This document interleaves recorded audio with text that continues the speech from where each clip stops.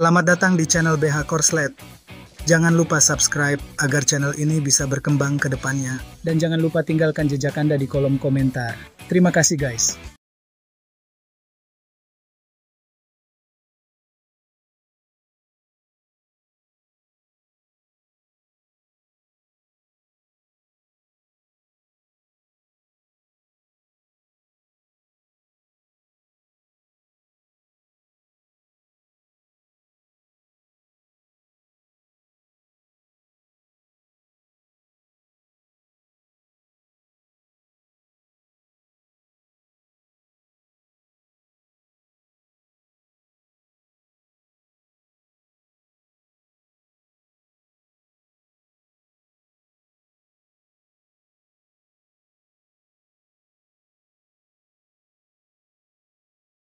Bab 337.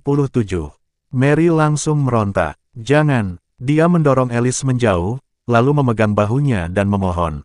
Bayinya baru berusia 1 bulan lebih, kita tidak bisa, kalau tidak, aku bisa keguguran. Benarkah begitu? Alice mencibir. Bukankah lebih baik jika itu terjadi? Maka kau tidak akan punya pengaruh lagi padaku. Mata Mary langsung berkaca-kaca. Alice, ini juga anakmu. Ku bilang, itu bukan milikku.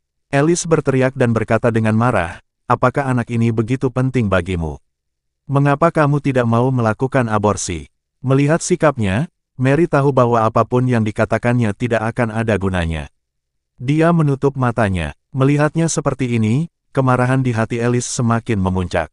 Tiba-tiba, dia melepaskannya dan duduk di sofa, merentangkan kakinya dengan acuh tak acuh. Kemudian, dia berbicara kepadanya dengan nada yang paling jahat dan sembrono yang bisa dibayangkan.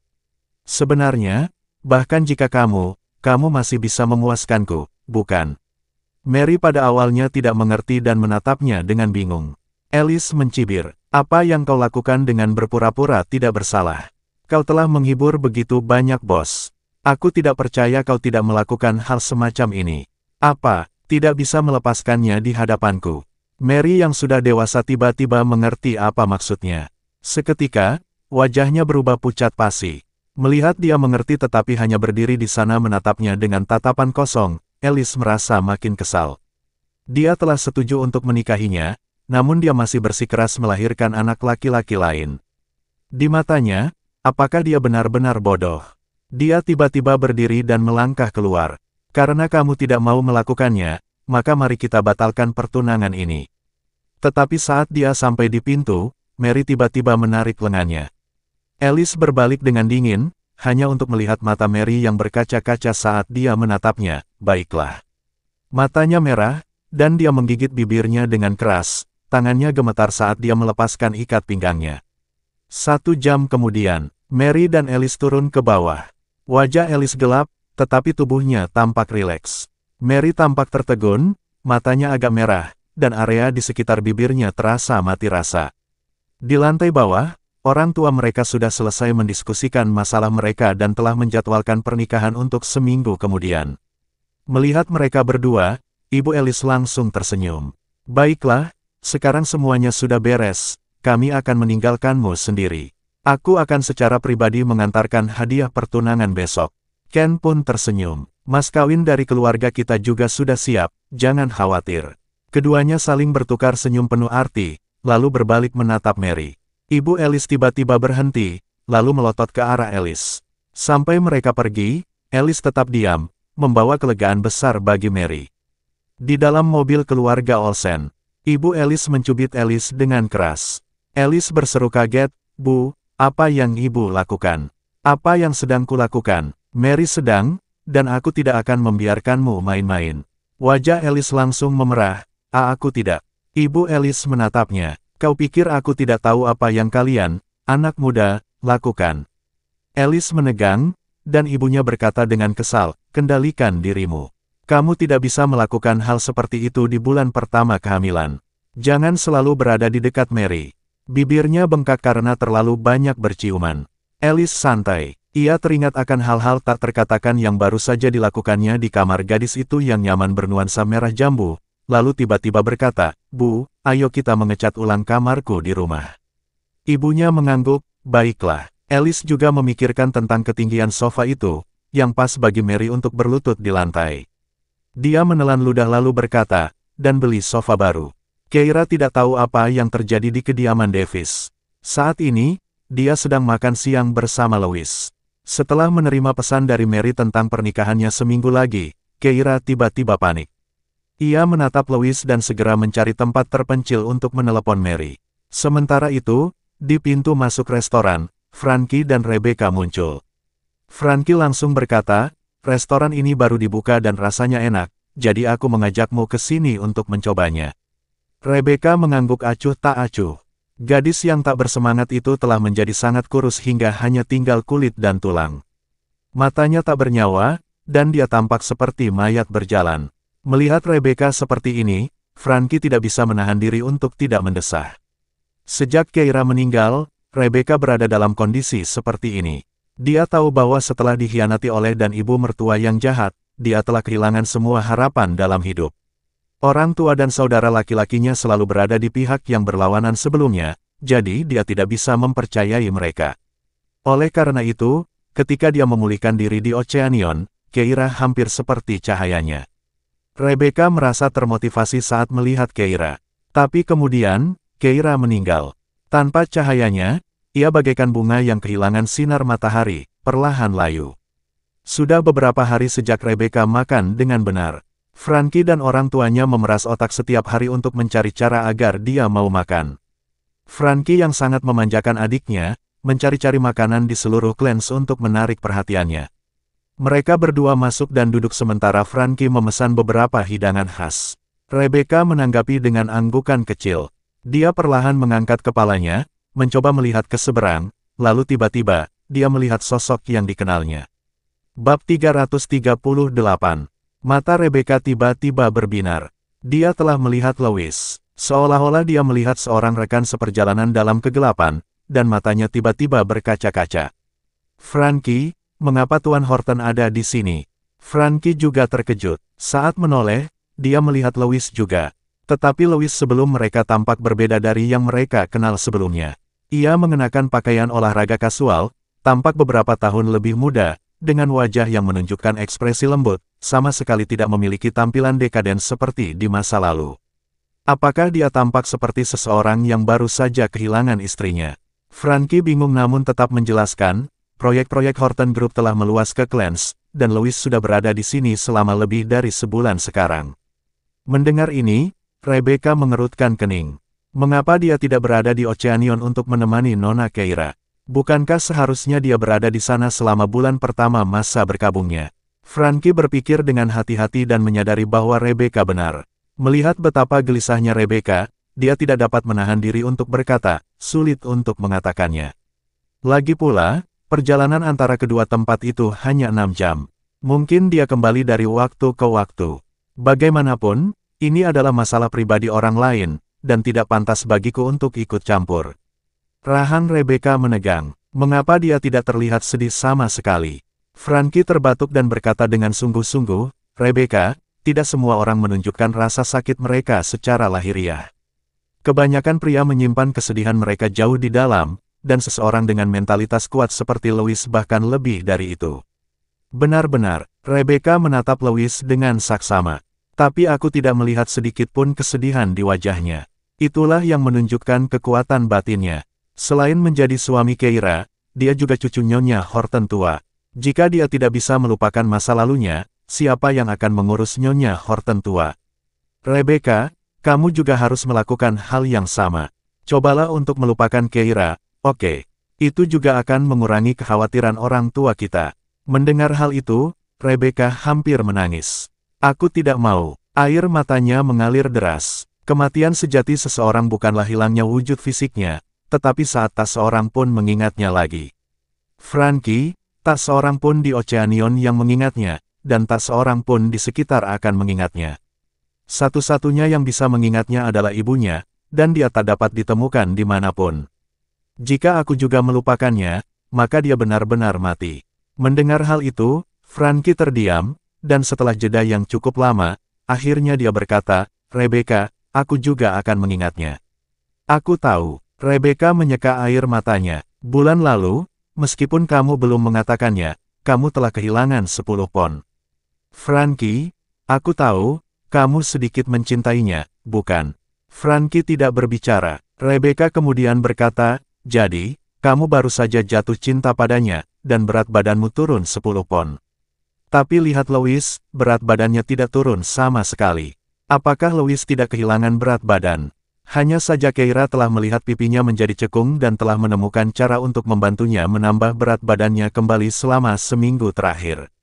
Keira sangat pandai memasak, makanan yang dibuatnya tidak hanya bergizi tetapi juga lezat. Louis telah dirawat agar tampak ceria dan bersemangat, dan senyumnya begitu tenang dan percaya diri.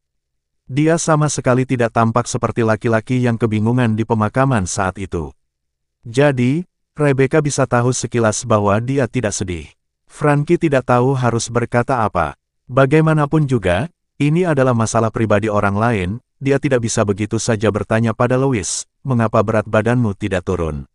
Setelah Rebecca mengucapkan beberapa patah kata, dia terbatuk, bermaksud mengatakan sesuatu untuk membela Louis, tetapi kemudian dia melihat siluet seorang wanita, membelakangi mereka, duduk di depan Louis. Frankie berhenti sebentar dan tanpa sengaja melirik Rebecca. Benar saja, dia melihat Rebecca dengan mata terbelalak karena heran, menatapnya dengan tidak percaya. Sebelum Frankie sempat bicara, Rebecca sudah gemetar karena marah. Tidak heran dia keluar begitu cepat. Dia telah menemukan cinta baru.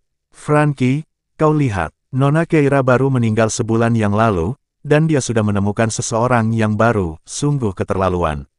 Frankie terdiam, rahangnya menegang saat ia mencoba menenangkannya. Mungkin ini hanya kepura-puraannya. Dasar sok tahu, berhentilah mencari-cari alasan untuknya. Tindakan lebih berarti daripada kata-kata. Mata Rebecca berkaca-kaca saat dia berseru, Nona Keira sangat baik padanya saat dia masih hidup, dan dia sangat membantu Horton Group. Bagaimana dia bisa melakukan ini padanya? Dada Rebecca naik turun karena marah, dan wajahnya berubah pucat pasi. Lihat betapa bahagianya dia tertawa. Frankie, dia jelas-jelas jatuh cinta pada orang lain. Rebecca, Frankie juga meninggikan suaranya. Ini kebebasan orang lain, dan kau tidak seharusnya menuduhnya. Bahkan jika Keira masih hidup, dia tetap akan memiliki kebebasan untuk berkelana. Tidak mungkin. Air mata Rebecca tumpah. Dia tidak mungkin selingkuh. Betapa patah hatinya Nona Keira. Aku tidak akan membiarkannya. Rebecca menangis terseduh-seduh. Frankie, aku tidak akan membiarkannya selingkuh.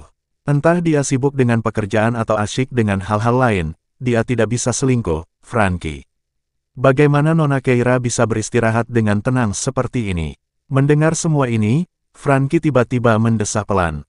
Ia mengulurkan tangannya dan memegang tangan Rebecca. Rebecca, setiap orang harus menjalani jalan hidupnya sendiri, dan kamu harus belajar darinya, untuk melangkah maju secepat mungkin.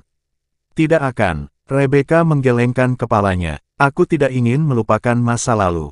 Aku ingin mengenang Nona Keira. Dia sangat baik, dia pantas dikenang oleh semua orang di dunia ini. Setelah mengatakan ini, Rebecca tiba-tiba berdiri. Dia tidak bisa selingkuh. Dia tidak pantas mendapatkannya. Frankie pun segera berdiri, mengikutinya menuju meja tempat Louis dan Keira duduk. Sayangnya, setelah beberapa langkah, kedua orang itu telah menghabiskan makanan mereka. Louis, setelah mendapatkan kembali Keira, hanya akan memperhatikannya. Dia sudah melingkarkan lengannya di pinggang Keira, dan mereka berdua, dengan punggung mereka menghadap Rebecca, pergi bersama, menuju tempat parkir. Rebecca bergegas mengejar mereka. Sayangnya, Louis dan Keira sama-sama terburu-buru, dan mereka berjalan cepat. Rebecca tidak dapat mengejar mereka. Sambil terengah-engah, dia tiba di tempat parkir bawah tanah, tetapi tidak menemukan tanda-tanda keberadaan mereka. Karena kecewa, dia menundukkan pandangannya dan membungkuk, meletakkan tangannya di lutut, terengah-engah. Di belakangnya, Frankie datang dan menenangkannya. Kamu tidak makan dengan benar beberapa hari terakhir ini.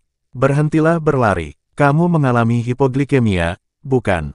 Rebecca tidak menjawab, masih mengamati sekelilingnya. Pada saat itu, sebuah mobil di depan menyalakan lampu, lalu mesinnya menyala, dan mulai melaju perlahan melewati mereka. Rebecca segera mengenali orang di kursi pengemudi, itu Louis. Dia buru-buru melangkah maju, lalu melihat wajah wanita yang duduk di kursi penumpang. Rebecca tercengang. Bab 339. Rebecca tidak dapat mempercayai wajah yang dilihatnya. Dia merasa seolah-olah tiba-tiba terjatuh dalam mimpi. Wajah yang dikenalnya yang telah menghantui mimpinya selama sebulan terakhir begitu jelas sehingga dia bertanya-tanya apakah matanya menipunya. Dia membelalakan matanya, tidak berani berkedip karena takut orang di depannya akan menghilang jika dia berkedip. Baru setelah mobil itu berbelok di tikungan dan menghilang dari pandangan, Rebecca tersadar. Dia menoleh ke arah Frankie dengan tergesa-gesa. "Frankie, kau lihat itu.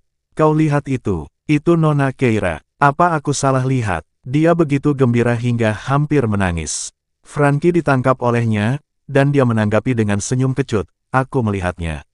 Rebecca langsung berkata, "Frankie, cepat kejar mereka. Bawa aku padanya." Frankie mengangguk. "Baiklah." Keduanya segera berjalan ke mobil terdekat, masuk ke dalamnya, dan mengejar. Sementara itu, Keira sama sekali tidak menyadari bahwa Frankie dan Rebecca mengikutinya.